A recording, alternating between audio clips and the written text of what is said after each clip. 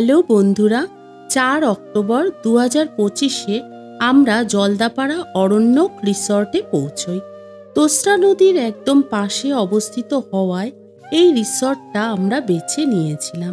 চারপাশে গাছপালায় ঘেরা সুন্দর প্রাকৃতিক পরিবেশের মধ্যে অবস্থিত রিসর্ট ও তার পাশে বয়ে চলা তোস্রা নদীর জল দেখে এক নিমিষেই মনটা আনন্দে ভরে গেল।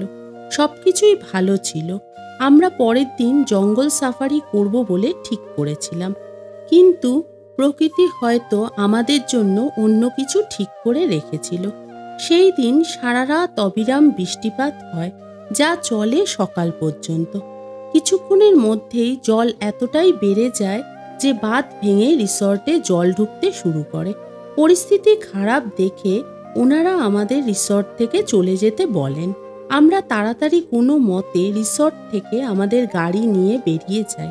আর কিছুক্ষণ দেরি হলে হয়তো আমরা আর বেরোতে পারতাম না। প্রকৃতি হলো এমন এক উপহার যা শুধুমাত্র ধ্বংস ও কৃতজ্ঞতা বাড়ায়।